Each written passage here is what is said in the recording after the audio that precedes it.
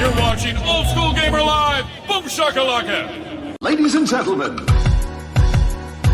we got brand new competition over here on Leagues Online. Please subscribe to Old School Gamer Live. Bring your gamepad and your pride. The competition's ramping up, and this is where you draw the line. If you got the passion, then you got the time. We got classic arcades. All you have to do is press rewind. From Nintendo, Capcom, Taito to Konami, Midway, Data East, Sega to Atari. Outrun anyone in an ever Ferrari. Become a rad race on any board and don't feel sorry. I'm battling waves of brigades and it feels so gnarly. I'm jumping through hoops and circuses just like Charlie. My killer instinct, bashful and spectator lobbies will ruin the party. Turtle shells all over your body. We got King Creole brings the stress, no quarter brings the test. Bring your A game, shut your mouth enough and less.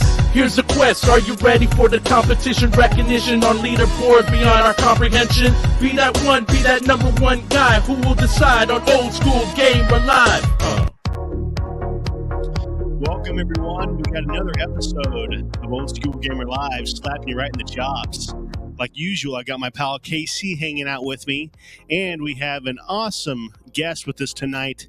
This guy has done a ton of stuff, and I'm excited and honored to have him with us tonight.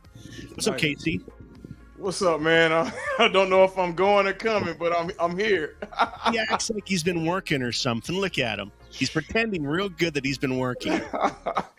What's going on, everybody, man? Happy Thursday, man. We here. Where my boy Ryan at, man? How is he doing, man? Ryan, well, I know he's been on the road. He just went to a trade show, I guess, last weekend. That boy he is the hardest working man in the business. Lout's been all over the place. He has all kinds of excuses why he can't be on our show. So I know he's very busy, right? He's a busy man. Let's see who's hanging out with us tonight. We got our pal Six. Who we got? What's up? Has his own segment that we're going to be doing once, maybe every month or something like that. We don't want to burden the boy too much with too much responsibility. So we're going to let him get off with once a week here, or once a month. He's doing a little retro movie reviews, and they're pretty cool. So we're going to see that later on. We got our pal Sacro hanging out with us. What up, man? Good to see man? One of our oldest gaming companions right there. We got Mitchell B. Good to see you. You got Mr. Jer. We got Andy. I mean, we got all the pals hanging out with everybody in the building. Good to see you guys. All right, let's get straight down to it because we got a ton of stuff. First of all, everybody get your hashtags in. Hashtag OSGL into the chat to win tonight. I got a pretty sweet little package planned here. First, you're going to get a brand new Uplay Arcade sticker. You're going to get one of my trading cards, official trading cards, and I won't sign it, so it will be worth more. He said he won't sign it. Mario Nintendo mystery boxes, a set of Mario, or two sets of Mario socks, and then a Mario puzzle. So all of that beautiful stuff will be shipped to you as soon as I remember. For whoever wins the random spin tonight, and don't let me forget to spin that wheel like usual. We know how that goes. Prince, what's up, dude? Good to see you, man. What's up? I know where a lot of people are. They're out on the lake. They're out hanging out. They're out eating dinner. Man, it's so much going on this week, man. Everybody squeezing in vacations. Matter of fact, I just got off the phone with our pal Princess Howard. He touched down in L.A. I'm supposed to have dinner with him tonight. So everybody's in town, man, I tell you. It is going nuts, guys. It is ramping up. It's summertime, right? That's what happens. Everybody gets out of the house. They start going out and doing other things. But we're here to hold it down. We're here to make sure that you're still getting your retro gaming fix. Yes. Now, let's fire it off right off the bat here. Our magazine update of the week, guys. I want to talk about our latest issue and what we never really have discussed yet, and I'm going to more in each episode, is the No Quarter Corner that I put together. Now, this is our okay. This is our gaming page in the magazine, basically, where I got a word search, crossword, we got trivia, we have a high score challenge there, even tips on how to get a higher score. Now, speaking of that, we have our pal Jer here I want to speak about this week. He is one of our, I would say, closest friends, closest gaming friends. We've been playing with him for probably 4 years now or something like that, and we have had an absolute blast hanging out with Jer. And I just want to shout out to him, say thanks for hanging out with us, man. Thanks for being as cool as you are, and appreciate you, dude. And so if you want to be in the community corner, hit me up, and I would love to spotlight you guys. That's what it's all about, the community and hanging out and playing games and having fun. That's what we're doing here. This is our break from work. Look at Casey. He's thinking about logarithms right now and satellite coordinates and GPS. Oh, you see that back there? No, hey, I'm still in work mode. He's just phased out. Well, I'm in work mode. But I tell you what, I've been I can't say my news yet. No quarters doing this thing, but I got some heat coming, so I'll sit back. I'll hold it in. He's got some heat. Great. I love to hear that. That's always good news around here. All right, we'll wait for the heat until the news segment, okay? Let's fire off about our tour, guys, where we're going to be next and where we just were. Todd just put on a really sweet video game summit up north. Let's check out the video that he slapped together for us here. Here we go.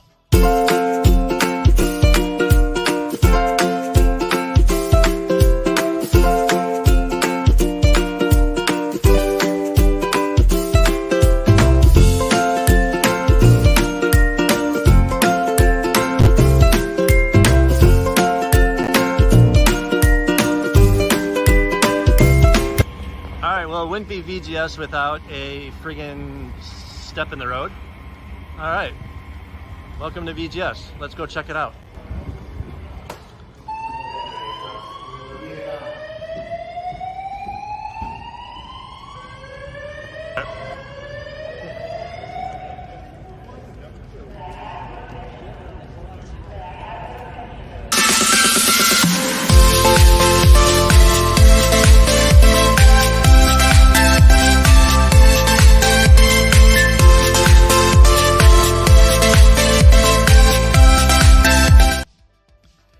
So apparently they had a little fire alarm prank or something happen there. That's what happened there. A little bit of excitement at the show. What the heck? Who? Hey, no quarter. You was here. How the hell did that happen? Because if you were there, then I could see that. It wasn't me. Yeah, it wasn't me this time. So I don't know who did it. You know, who knows? Oh my God. I'll blame Ryan on this one. How about that? I think it was Ryan that did it. Dennis the Menace, real life. Next week, guys, I'm going to be down in Austin, the Classic Game Fest. I hope to see everybody there that's able to attend. Let's check out their video right now.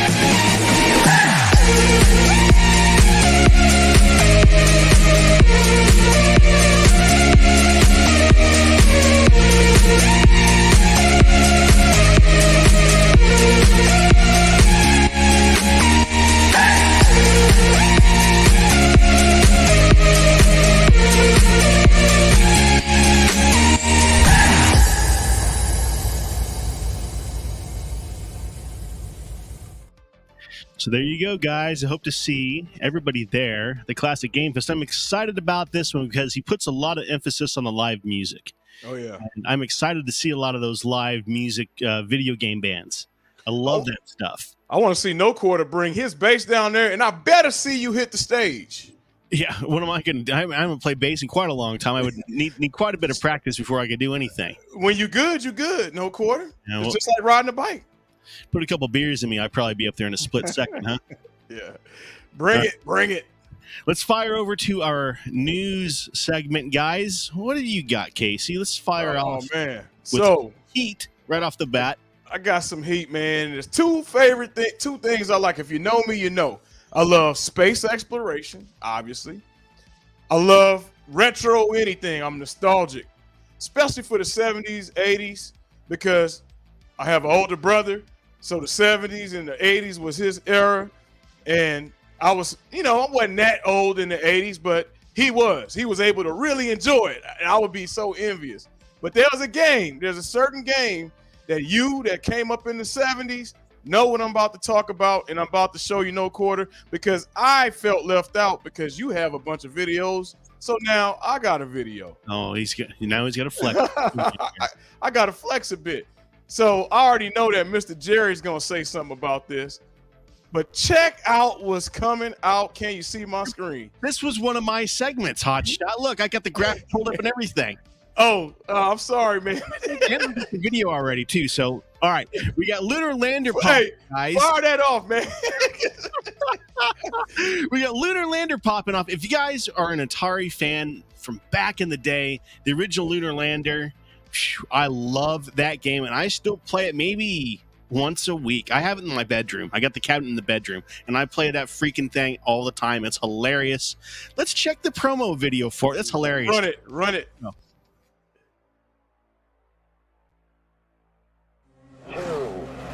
It began with the moon. Permission for land. And we have liftoff. Chosen for us by ancestors from centuries past. And so, here we are. Scattered across planets, we reach out into space, grasping for the infinite.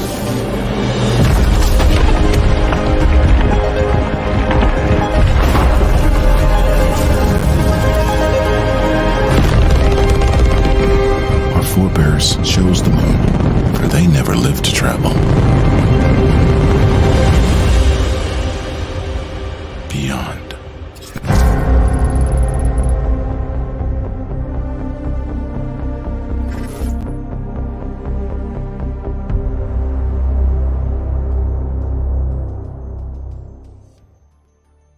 So it tells you very little about the game, but what I have learned about it is it's not just like the original Lunar Lander. It's not a remake. It's kind of like an RPG almost. I call it is loosely based. That's the way. That's what I'm getting from it. It's like if somebody wrote a story about Lunar Lander. That's kind of what this, at least as far as I can tell. I haven't seen any real gameplay yet, but it looks as if there's a storyline and there's RPG stylized gameplay to it. So interesting and super cool. What else you got, Casey? So I know every week we've been talking about a lot of stuff coming back, man, and all these collections. And I'm gonna tell you, I know Sace is going to agree. This damn Cowabunga collection has kicked off a phenomenon. I'm starting to see a lot of these old school titles come back with their collections, and now another one of my favorites. I love the arcade game, especially. The Jurassic Park collection is coming. They got a video. I'm going to let this play. And then we're going to talk about this because I'm going to talk about my favorite of this Jurassic Park collection. A bunch of the Jurassic Park games.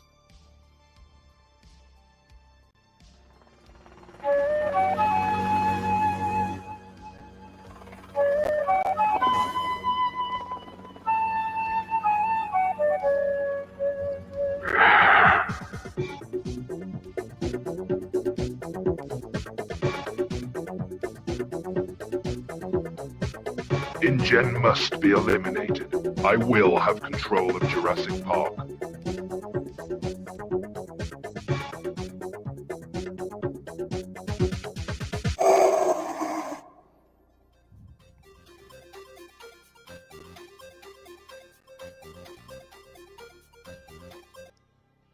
Cool. I'm excited about this, guys, and I'm gonna tell you. And Rich Rodello just brought something to my attention. I'm sorry, it wasn't the Cowabunga collection. It was the Atari Recharged games. And I don't know, no quarter. Is it? There's two things happening here. Either A, people are getting hella nostalgic like me, and then they want to see this stuff again, or people are running out of ideas. What you think? I think it's both, dude. You know, there's only like music. You only got 12 notes. There's only so many different combinations you can put together with so many different rhythms. Man, you know, we're kind of, you know, we running out of shit. David's got to save the day, right? Guys like David have to continue to make new stories and write new things for us, so we're not, you know, we're not dead in the water here. We need guys like him around. Yeah, dude, because I'm telling you, I'm seeing it with TV shows. Like they brought Punky Brewster back. They bringing all these movies are getting redone. A new Charlie and the Chocolate Factory. I mean, I just feel like there's a lack of new ideas, but you got the people like me who are eating it right up because I get to relive my childhood through my kids, right? And then on modern technology. I know Sace don't like that because that dude Sace likes actual legit hardware, the real game. He don't want no emulation, but hey, a guy like me, I can take emulation. Yeah, I don't blame him, but you know, I'll play my handheld Amberg all day long, you know, and not sweat a second about it. You know, you know what? Saycro's making another good point here, man. We are the generation with the disposable income. I hate to say it, but they are targeting us. Well, we're the first generation that hadn't had to go through a war, or our parents had to go through a war or something. So we're very, very pampered. You know, I mean, we're blowing money left and right on video games and crap. I mean, we're very lucky. You know, now, Mitchell, now listen to Mitchell B. He making it seem like we some real life Ricky Schroders from Silver Spoon. If you own 2 arcades, Mitchell, you got disposable income. Yeah. If you own one, yeah. If you own a single Pandora's box, you're doing good. You know. I mean, yeah, it's amazing how pampered we are nowadays. I think me and Casey were talking about that earlier. We were. We realized how pampered we are. Yeah. All right. Moving on. Stern has a sweet new table out, guys. Venom is popping. I cannot wait to see this one in real life. Let's check their short promo video real quick here.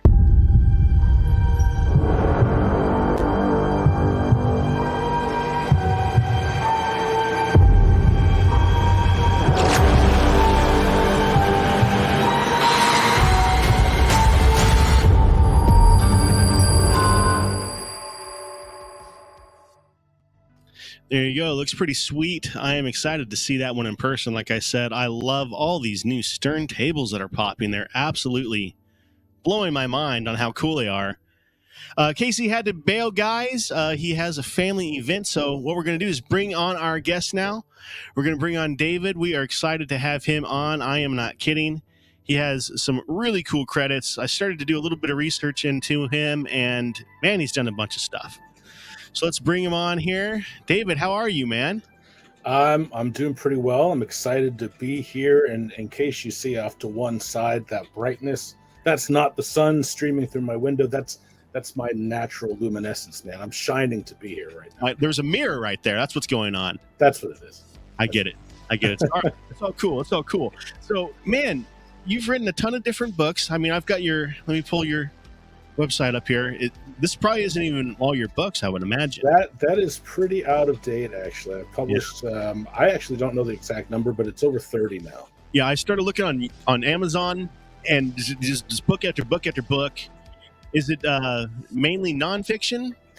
Mainly nonfiction. I love writing stories about people who make games and people who play them and the culture around them. So I write what's called narrative nonfiction, where the stories I write read like novels, and I write them based on research and also as many interviews about the company, a game, a franchise, etc. as I can get. 10 years ago, this October, I wrote and published Stay While and Listen 1, first book in a trilogy about Blizzard and Diablo, and that became a bestseller, and I've been doing this ever since. Very cool. Very cool. So you said you got about 30 books now. Man, that is awesome. That's a ton of freaking work. Yeah, it is. Thank you. What was your first? Was that your first book that you just said? So there is another book that's technically my first. and I don't talk about it much because it's very much a first book. But it was this book on renewable energy that I was contracted to write, and I wasn't really keeping evergreen content in mind, content that doesn't age. So it's very much rooted in like 2007 or 8 when I was writing it, when gas prices were at a historic low, and of course they've fluctuated a lot since then. But what I liked about it was I did a bunch of interviews with people who work in renewable energy fields, included those in the back of the book. But I kind of look at Stay Well and Listen 1 as my real first book. It's my second first book, I guess. So the Renewable Energy book came out in 2008. Stay a While 1 came out in 2013, and I've published at least one book a year ever since. Wow. That's awesome, man. That is an amazing feat all in itself, just being that consistent, ripping them out like that. Now, you said a term I've never heard before, evergreen. Yeah, evergreen is content that never really goes out of style. Actually, you folks at Old School Gamer publish a lot of it, where you publish a retrospective on a game. That never olds, right? You could read that now, a year from now, 10 years ago. It's always relevant. That's a really cool term. I've never heard of that, but it makes a lot of sense. Yeah, like that's the sort of content that, I mean, especially when you write on the internet, you guys probably know this, but like there's just this flood of news every day, right? And so you write an article, 5 seconds later, it's just washed away by other articles, other videos, other podcasts. And so evergreen content is something that people can just come back to no matter when they find it. It's pretty fun. Nice, nice. Let's talk a little bit about some of your older books here. We talked about this one earlier. Yeah. Tell us a little about this one. Yeah, absolutely. So this is kind of serendipitous. When I wrote Stay Well and Listen 1, I was reaching out to legendary developers I'd always admired and asking them / begging them to read an early copy of the book, and if they liked it, to write a blurb. Julian Gollop, the creator of XCOM, read Stay Well and Listen 1, said he really liked it.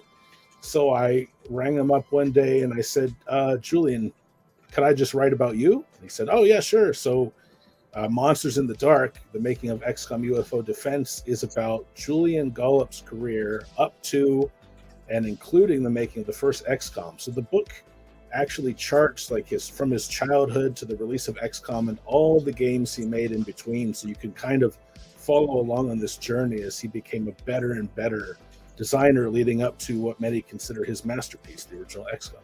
That's cool, man. Very cool. Let's talk about your Mortal Kombat book here. Yeah, so I was pretty sweet. Yeah, I love that cover art. I do, man. It's great. Yeah, I got a lot of nice quotes there. In fact, that cover image, this is my fault, it's out of date, but John Tobias, co-creator of Mortal Kombat, liked it enough and found it accurate that he wrote the foreword for me, which was pretty cool. Another foreword written by, actually, you see it in the upper right, James Rolfe, Angry Video Game Nerd. That's cool. Yeah, and this book came out last October 8th, the 30th anniversary of Mortal Kombat, and it kind of blew up because Ed Boon tweeted about it and kept it as his pinned tweet until the announcement of Mortal Kombat 1 like 2 months ago, which was really cool for me. So that book is round one. It's obviously the first in a series, and it covers the arcade era of Mortal Kombat. So I'll take you behind the scenes and show you how the games were made, but also from there, what it was like when they hit arcades and home consoles, a lot of the disputes between some of the actors of the first two MK games and Midway, all sorts of stuff. A lot of fun, a lot of nostalgia, but also a lot of insight and entertainment as well. So it's like a lot of behind the scenes stories of when that's what I really love to write about. Oh man, that's cool. Yeah, just a lot of interviews, 50 plus interviews for that book alone. So you really feel like, I mean, backstage at behind the scenes at Midway, behind the scenes at Acclaim when Mortal Monday was going on. In fact, they told me no one has ever written about the Mortal Monday campaign in depth before. So you get that in along with Mortal Kombat. Wow. Man, Mortal Kombat was one of those games that all of the friends played it, man. Everybody played it in the arcade, and we also played it at home when it came out in Super Nintendo. Man, Super Nintendo and Sega, it was such a great port at home. You know, you played it almost played exactly like the arcade. It was very well done. So yeah, that was when Mortal Kombat 1 and then 2 and then 3, we were there for every release. It was just such a massive brand. Same. I loved it. I think Mortal Kombat 2, I remember the, nothing can prepare you advertisements through like most of 1994. I feel like from March until September, when it finally dropped, I had trouble sleeping every night. Like, can I get my hands on this game? It was such great memories. I know, man. When 2 came out, that was epic. But when 3 came out, that had so many extra features that we didn't even imagine. Yeah, that was like at the height of excitement, right? Because it came out like 3 months before the first movie, which is still, in my opinion, the best video game adaptation of all time. I agree. Yeah, it just, like, the 2021 movie was pretty good, but that 1995 movie, that's evergreen. That does not age, right? I agree, man. That is the best video game movie yet. I mean, there might be a better one at some point, but man, I mean, they nailed it on that movie. They did. And it's kind of campy. It's kind of cult. What is it called? Cult favorite sort of thing. I mean, and it's also very well done. So it has all these and very great actors as well. So you have all this stuff that makes it this amazing movie, man. I absolutely love that one. Yeah, it was, like I said, I mean, you had Mortal Kombat 3, Mortal Kombat the movie. That's actually something I write about in Long Live Mortal Kombat. The first game was actually just meant to be filler. Midway was like, we need something before NBA Jam. Ed Boon and John Tobias want to make a fighting game. Yeah, sure, go ahead. We don't care. And then it blows up. So Mortal Kombat 2, they're like, well, can lightning strike twice? It did, and even harder. So going into Mortal Kombat 3, Midway was basically saying, all right, we need to create the most epic year of marketing ever. So we're going to have Mortal Kombat 3 in arcades in April, Mortal Kombat the movie in arcades in August, Mortal Kombat 3 in home systems in October, Ultimate Mortal Kombat 3 in arcades November. Just like bam, bam, bam. Like 1995 was just fire for Mortal Kombat. Yeah, they absolutely destroyed it. Great games too, man. That really helps a lot too. Yeah, they hold up so well. I still want a modern anthology of the Mortal Kombat arcade games, including 4, because you notice they always leave out 4. And I'm like, maybe there are dozens of us, I love Mortal Kombat 4. And I hope that makes it into a collection someday. Yeah, it's weird that they always kind of hide that one behind the shadows. They kind of keep the drape on it. It's weird. I don't know if a different team did it or what. Well, I'll tell you, another chapter of the book goes behind the scenes at Digital Eclipse. They were working on Mortal Kombat, the HD reboot of the first 3 games, meaning 1, 2, and Ultimate MK3. And then, the powers that be didn't really like it. In fact, I have another book coming out in a couple months called Cool Stuff, which was named as an homage to one of the secret menus in Mortal Kombat 3 on Super Nintendo. You had Cool Stuff, Cooler Stuff, and then Scott Stuff. And Scott was one of the programmers. So he was like, I'm going to name a menu after myself. Who's going to stop me? And this is Cool Stuff. It's just like, it's like 150, 200 pages of content I couldn't fit in Long Live Mortal Kombat. Tons of bonus interviews, like with speedrunners, ROM hackers, all sorts of fun stuff. It was a lot of fun. Nice. Man, you got some cool stuff. Very, very cool. Now, We're talking about movies. Let's talk about your current project here, or at least one of them, FPS. Definitive FPS documentary. This thing's like 4 hours long, I saw. 4.5. How about that? 4.5 hours long. Yeah. Well, I've got the promo video for it. Let's watch it real quick, guys. Let's check this thing out. Are you serious? Like, this is insane.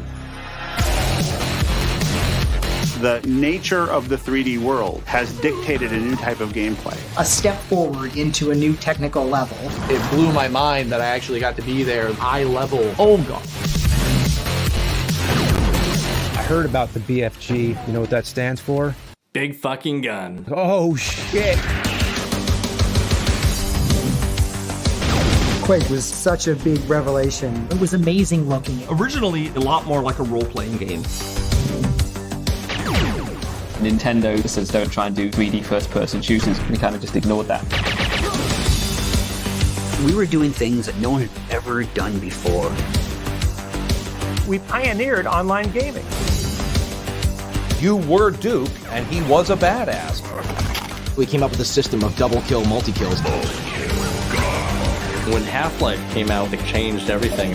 It wasn't the story, it was the way the story was told. We had something special with Halo. We had to build the greatest game ever. We wanted to do something that felt alive and real. You are a part of it.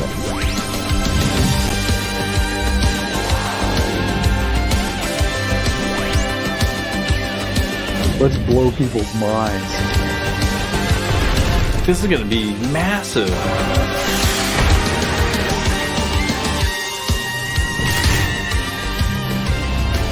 Come get some.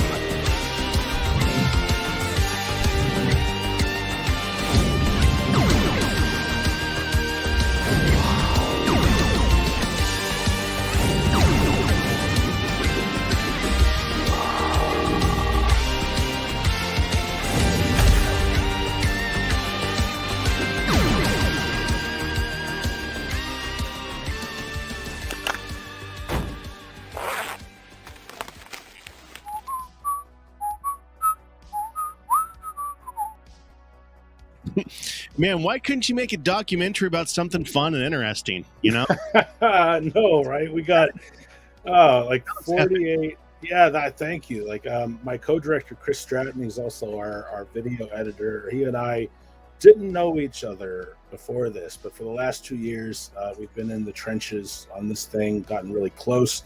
Along with my co-writer Richard Moss, who's also a video game author and historian. And we just set out to make the best gaming documentary ever, all-star cast. And a lot of that sounds like marketing hype, but you saw it. John Romero, John Carmack, Cliffy B. I mean, you name it, they're in there. 48 all-star gaming legends, 4.5 hours, over 50 games covered. All sorts of cool secrets. Like a lot of people thought first-person shooters started with Wolfenstein or 3D or Doom. Those were in the early 90s, but we go back 20 years earlier to show how the FPS genre actually started in 1973, if you can believe it. So all sorts of really cool stuff like that. And I have to say, I watched this thing countless times by this point, but whenever I sit down to do another like fact check or edit, it just flies by. It really does. I think all retro gaming fans will want to have this on their shelf. Where is this available at? So you can go to fpsdoc.com. That's fpsdoc.com. And it's only available to order until August 1st. So there are all sorts of editions. You can get a digital edition, all sorts of physical editions, such as just the Blu-ray or the big box edition or big box plus Blu-ray plus t-shirt, all sorts of packs available. Now, when you say it's only available for that amount of time, you mean you're not going to sell it anymore? It's only be available digitally? You're going to make any more physical? This right now is a limited run, which whenever I say that as a gamer, I'm like, oh, limited run games, right? And then we actually interviewed some folks from there. They're in the documentary. But what we're doing, this is called our final sale, where it may be available again in the future. We don't know. But and it's actually out of my hands. Like, I have an executive producer. He makes those decisions. I just write and direct movies, apparently. But this is your last decision. If you want to get your name in the credits, show that off. You won't be able to do that again. Once the credits are locked down, they're locked down. And this goes back 2 years. We ran a Kickstarter 2 years ago this month, an Indiegogo last spring, and now with this sale, get your name in the credits. I think we haven't done the credit sequence yet. We can't until after the sale ends. But the credits alone are going to be like 15 minutes. It's going to be like you're sitting there watching the end roll on a Marvel movie or something. So you haven't even pressed any copies yet? Nope, not yet. Digital edition will release on August 31st, and physical editions begin shipping in September, so you'll have it well before the holidays. Cool. Are you able to talk about pricing yet? So to be honest, that is again above my pay grade. I couldn't tell you what any of the prices are, but they're right there on fpsdoc.com. You can see them on the right-hand side. You can go like, hey, I want digital, I want just the Blu-ray. And they're pretty well priced considering what all you get. I mean, it's a 4.5 hour documentary. And I watch a lot of YouTubers. I like a lot of documentaries on YouTube, but this is a Netflix quality production. Creator VC, the production company, has done a lot of critically acclaimed and commercially successful documentaries, such as the In Search of Darkness trilogy, which dives deep into 80s horror. I mean, they got Robert Englund, Freddy Krueger, all sorts of people for that, and they wanted to get into gaming, and that's where Richard Moss and I came in, and then Chris Stratton, and we've just knocked everybody's socks off with this. Yeah, so yeah, those games definitely isn't where FPS started, because I've seen them way before that. But they were definitely the pioneers in getting it to the epic level that it was at that point. Wolfenstein, Doom, and all that stuff. Whenever I saw that at that point in time, I thought it was realistic looking. I thought those graphics looked real. I thought it was virtual reality or something. So it's great that you use that term, because we know them as first-person shooters now, right? But that genre didn't come around until like the late 90s, early 2000s. Nobody knew what to call these games, so they were often known as 3D action games or virtual reality action games, because you were looking through your eyes. So that was really the closest most people had gotten to experiencing VR yet. So who's to say it wasn't, right? Yeah. I mean, in my mind, I thought I was in that map, and there's games still, man, that I played 20, 25 years ago. I can remember that map in my head just as vividly as the house I lived in at that point of time. Who's to say what memory is real at this point? We might still be in Doom. I hope I packed my rocket launcher. Exactly. It's whenever you start thinking about that stuff, it gets really crazy.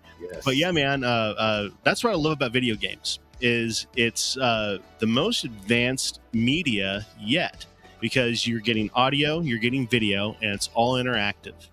And that's really the key, the interactivity to it, because it puts you into the story. You're actually manipulating the story instead of just watching something. Instead of just being a spectator, you're actually making the story happen. It might be already written out for you, but it still feels like that you are part of it. And it's such a special thing. And we're so fortunate to live in the time that we do, to have access to this stuff. Because back in the 70s, man, they had no idea, man, of what we can do nowadays. No idea. I mean, there were the first personal computers, the Apple II, the Commodore PET, and the Tandy TRS-80, sold exclusively at Radio Shack. Didn't come out until 77, and most people couldn't afford them, right? Because Apple II costing $2,000 in 1977, that's like $8,000 in 2023 dollars. But Maze War is considered the first FPS, but it was only playable on mainframe computers. So unless you were at a university with access to a terminal that connected to the mainframe, or like a military or scientific lab where they all had mainframes that could run Maze, you weren't playing it. Whereas Wolfenstein 3D and Doom, thanks to shareware, a lot of people played those for free. Yeah. I mean, if you think about it, games like Battlezone, Red Baron, those are pretty much first-person shooters. Definitely. Vectorized. They're first-person shooters, basically. You're not walking, you're in a vehicle, but it's still from the first-person perspective.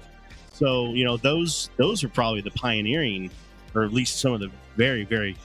So we should have talked to you for this movie, because the first game we cover is Maze War, the second is Battlezone. And that's why we wanted to include it, because a lot of people will think, wait, Battlezone, that's not an FPS, that's an arcade game. Well, it is, but you're in first person, you're shooting, it had multiplayer, that's an FPS. So what the documentary does is it's going to entertain you, but it's also going to make you think about and rethink games and make you consider, well, what is an FPS? What qualifies as an FPS, right?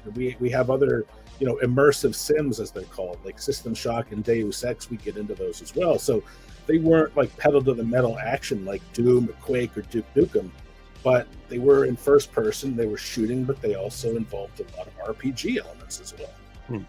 Very cool. What else are you working on, man? I know you're a man of many talents, many projects. I'm sure you got to be just like me. You got 10 different things going on at any given time.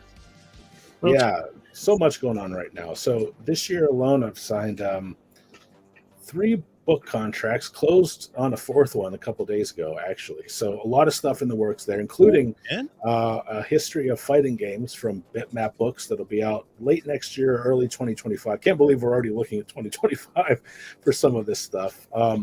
Also, next week, Thursday, July 20th, I will be at San Diego Comic-Con on stage interviewing John Romero, who... So he consulted me about his new book, Doom Guy Life in First Person, which is a pretty big deal because it's not only his memoir, but it's the first time that John himself has told his story rather than having, writers like me kind of interpret it however we do. But he consulted me on some chapters. I gave some feedback. He wanted to know, like, hey, you're an id super fan.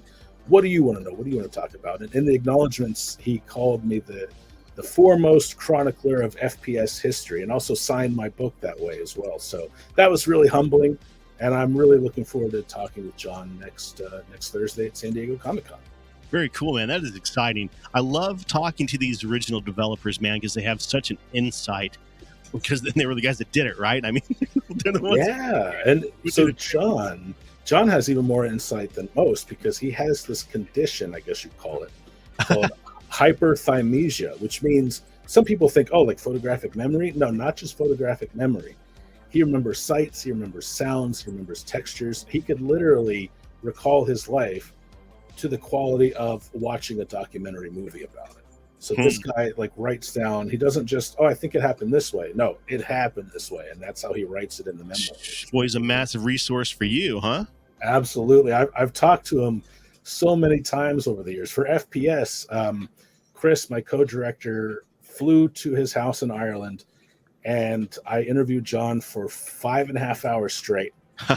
And about the 2-hour mark, he was like, I got to go to the bathroom. And I was like, okay, John Romero, gaming legend, you can have a pee break. Sure. Like the power's going right to my head, man. What's wrong with me here? But no, that was a super fun interview. And I think it comes across in the documentary, and it'll come across next week on stage.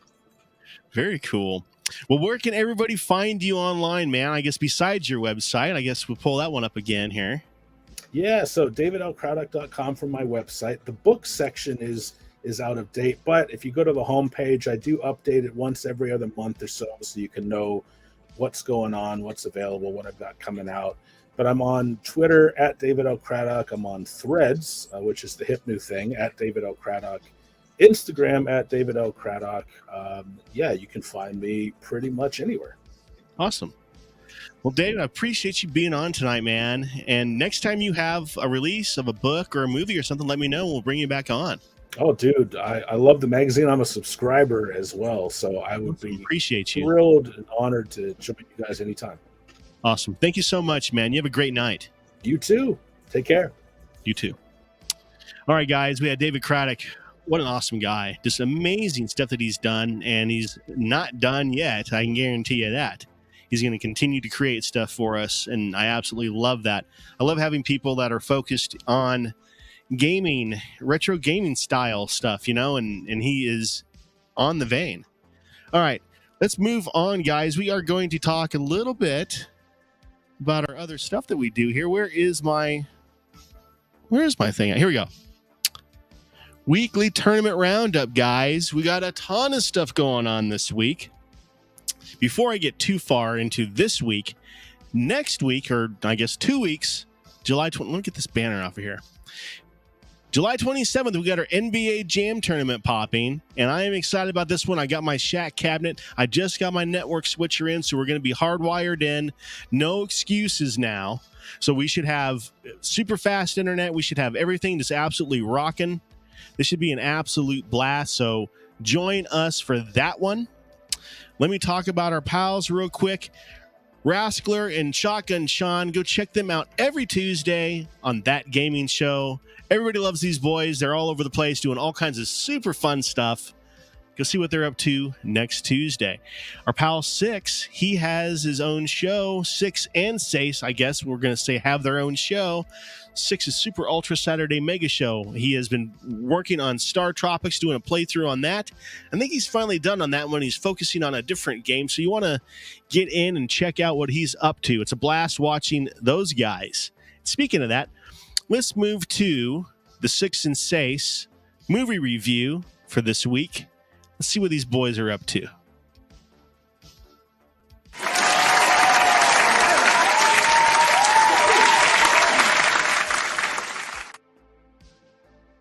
Ladies and gentlemen, my name is Six Ryan, and you're now watching Retro Reviews with Six and Sace here on Old School Gamer Live. Our first film is from 1983 called Blue Thunder, starring Police Chief Brody from Jaws. So Jaws guy Brody is responsible for this high-tech helicopter. Now, the plot of the movie is Brody wants to stop the bad guys from using these helicopters for nefarious means. So to accomplish that, he wants to use the helicopter for nefarious means, which includes illegal surveillance, murder, public destruction, public mayhem, along with many other felonies. Now, we learn a little bit about Police Chief Brody's character when he takes the new recruit, young Home Alone Marv, out for surveillance using their very fancy and very expensive government helicopter. And to go ahead and practice surveilling people, they go ahead and surveil a naked woman doing yoga in her private home. That means there's a helicopter floating right outside of her condo and nobody noticed. I know Sace put in some time for this review. He always does an amazing job. He's been published all over the world, many times over. How do you think we pay for all of this? Well, anyways, enough jibber jabber. Sace, tell us what you think about Blue Thunder.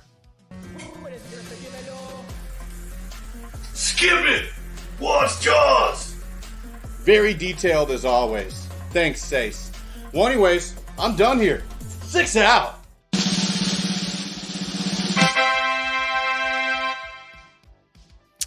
All right, guys. Well, that helped out a lot. I definitely know about Blue Thunder now. I'm going to put some time in on that. I do remember that movie. That was an absolutely hilarious movie back in the day. It didn't make a lot of sense. He's right. But it was a hell of a fun movie, though, wasn't it? Yeah. I might watch Jaws tonight, actually. I did get all 3 of them the other day at Walmart, not the other day, a couple months ago. Walmart has that $5 bin or whatever.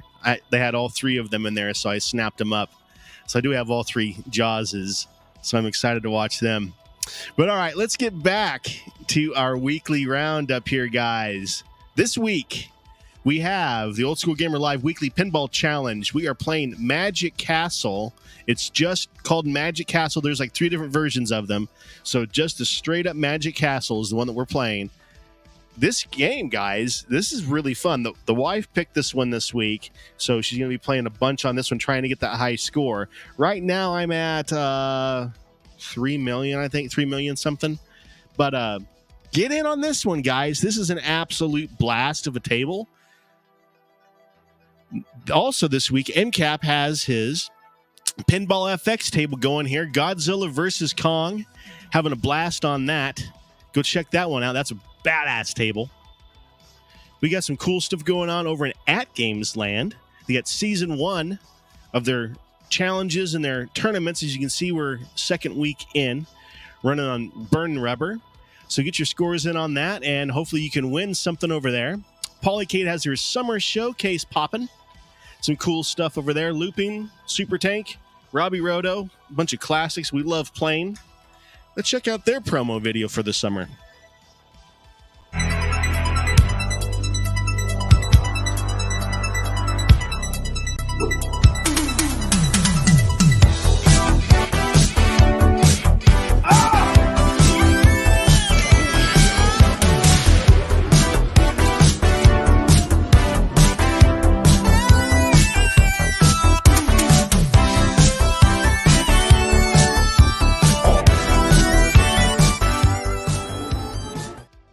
So there you go. Every purchase of a Polycade comes with a slice of pepperoni pizza in the drawer. You cannot beat that deal, guys. Get in on it right now while they're still hot.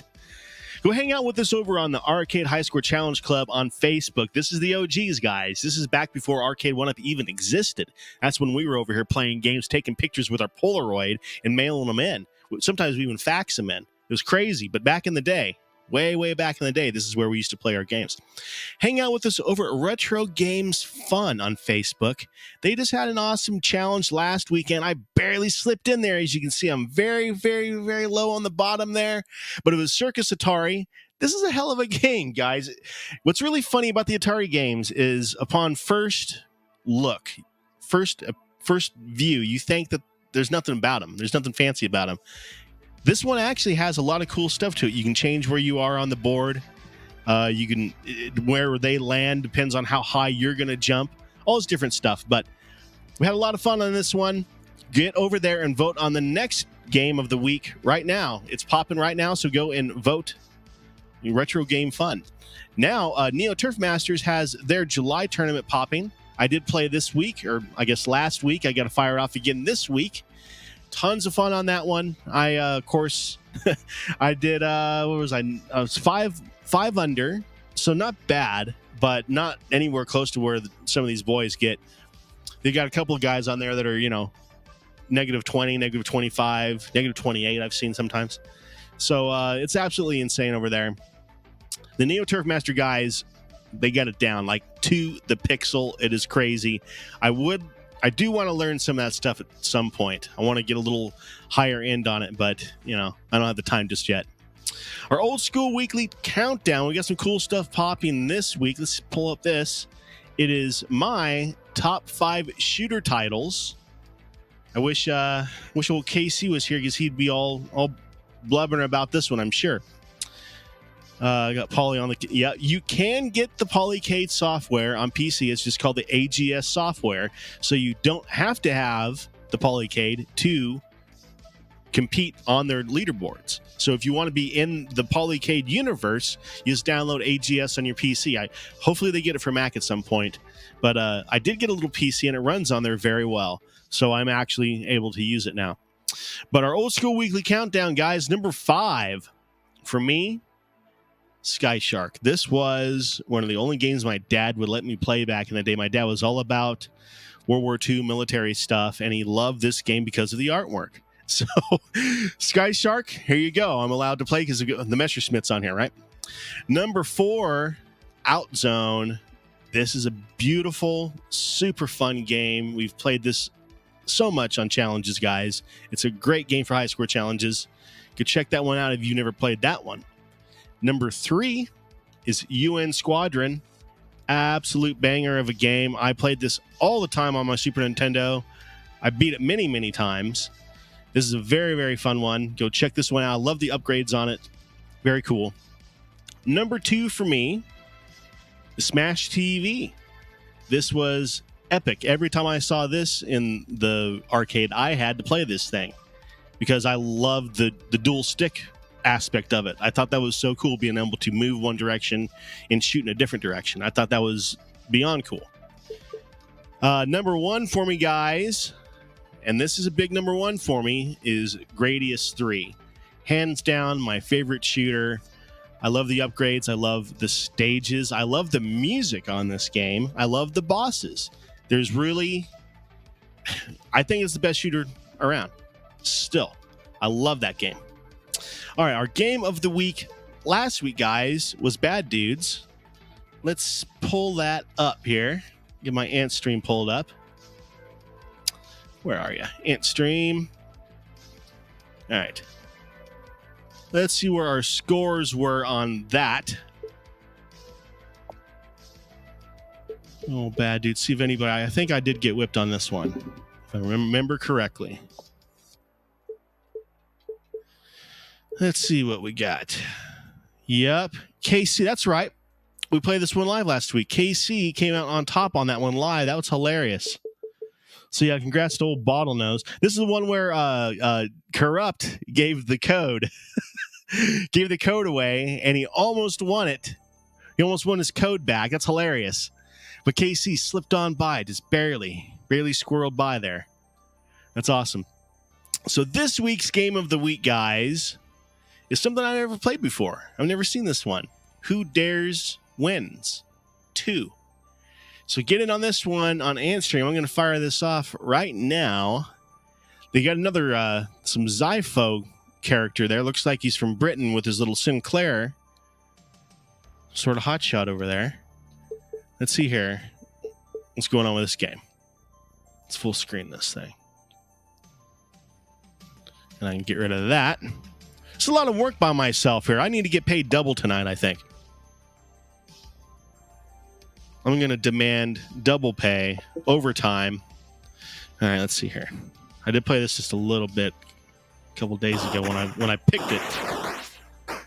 And let me tell you, this plays 1,000 times easier than on the touchscreen. I was playing this on the tablet when I picked the game, so. Let's see here. Okay.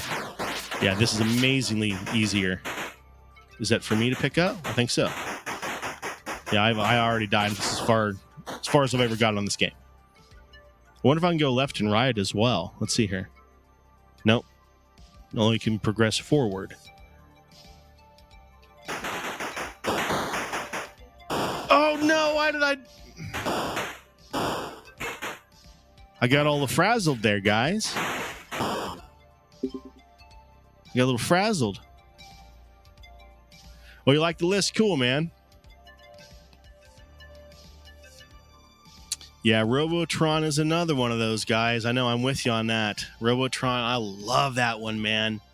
They got a new one on 64 you guys need to play.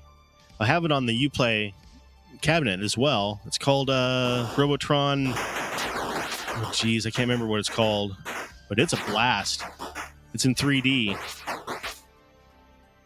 It's probably called Robotron 3D. All right, let's see what I can get on this. Ooh, why did that kill me? That's crazy.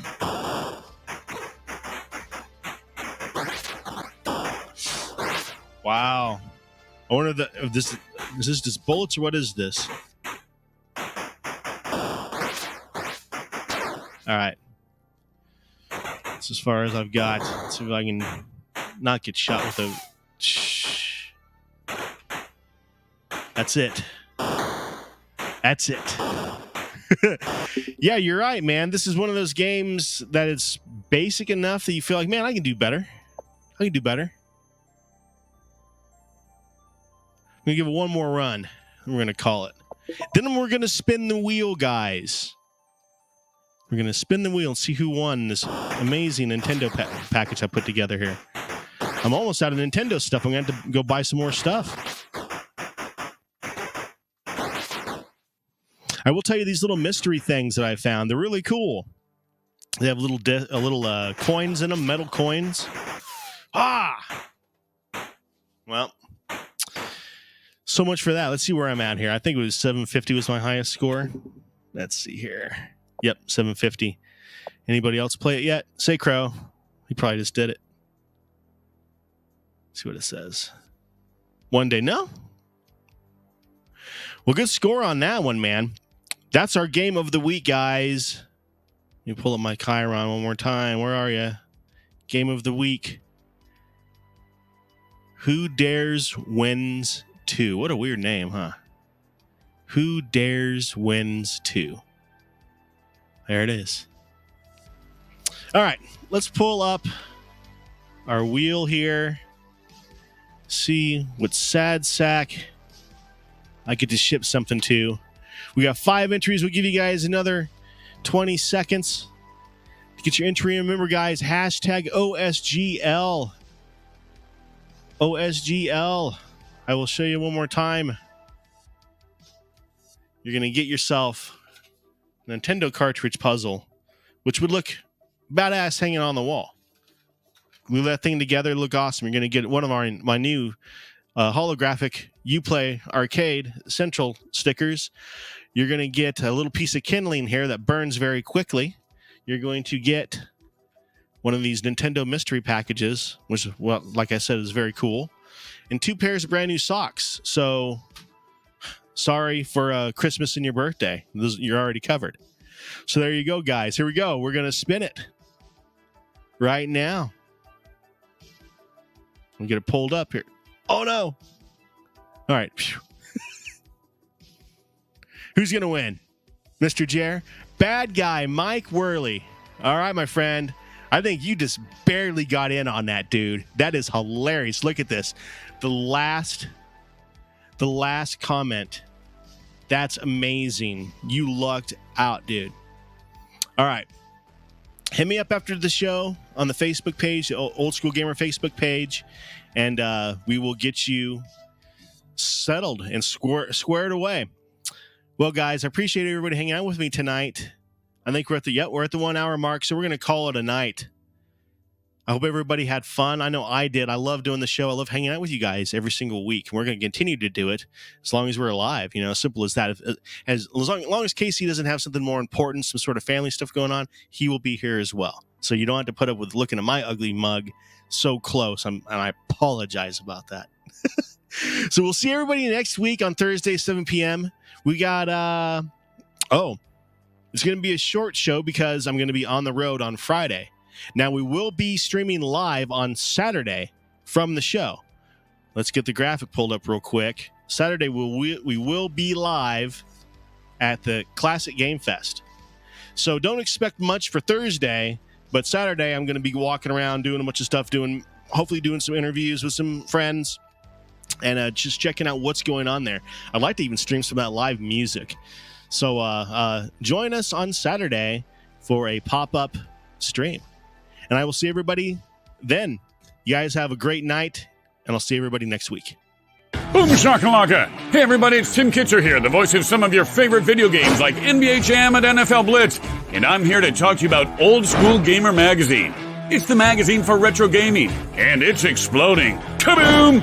Old School Gamer Magazine now has twice the content, with new columns on retro gaming, arcades, retro computers, indie publishing, and a ton more.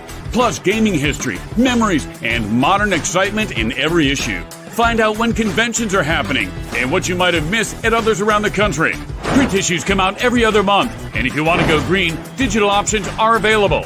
If you aren't in the U.S., take a look at our digital options or the new print on demand through Amazon.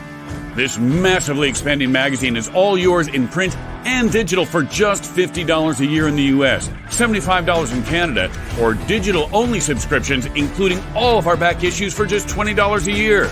Visit oldschoolgamer.com and subscribe now. That's oldschoolgamer.com. Boom shakalaka! Are you serious? Like, this is insane.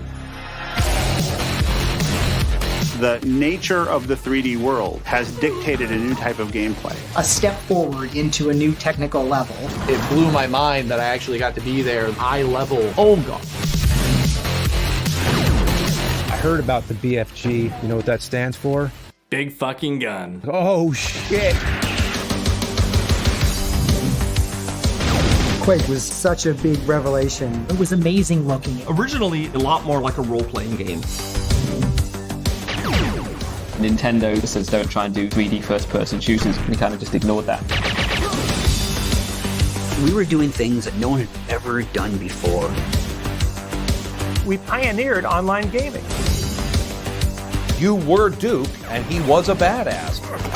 We came up with a system of double kill, multi-kills. When Half-Life came out, it changed everything. It wasn't the story, it was the way the story was told. We had something special with Halo. We had to build the greatest game ever. We wanted to do something that felt alive and real. You are a part of it.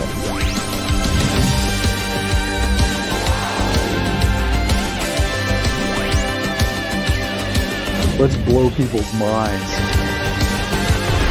This is going to be massive.